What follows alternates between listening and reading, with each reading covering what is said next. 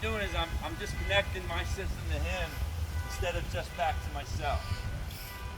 I'm getting a little bit of purchase on here. I'm still attached to the tree, and I'll bring him over as best I can. But you can see I'm not really lifting him off the system. Why do you need to lift him? If you can release it, you don't have to. If you can release it, release it. But what I'm doing this for is because what if I can't manipulate that? In this scenario, I have to put my weight in here, and in order to lift him, I'm going to get above him a little bit. I'm going to pull you over. Let me get above. One thing that's important here, if you're watching, Mark's using a zigzag and chicane. He's actually using it as a moving rope configuration with two different people on it. That's why the chicane's in place.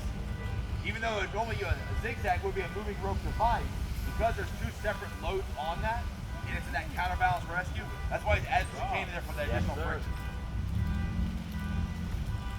Don't do that. Now I can do that. So all I'm doing is,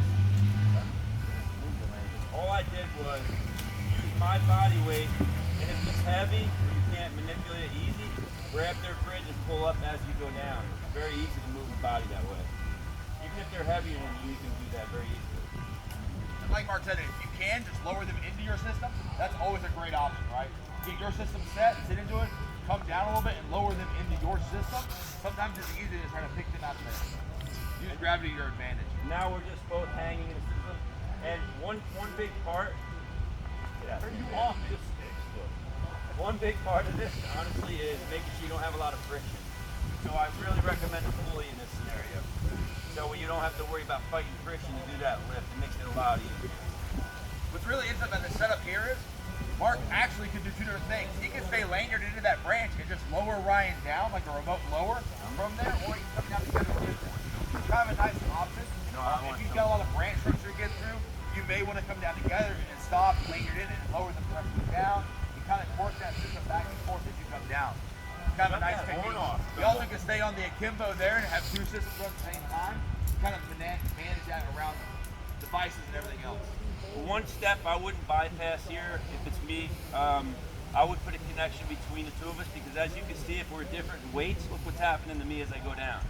I'm going down ahead of him, and I might leave him behind if he's lighter than me. So in this scenario, what I would do, I would get us into a position where I can put in some type of hard link, bridge to bridge, so that way I don't lose them under control here. This way, if they're heavier than you, or vice versa, you don't lose control, and you don't end up higher or lower. You're able to just kind of keep them close to you.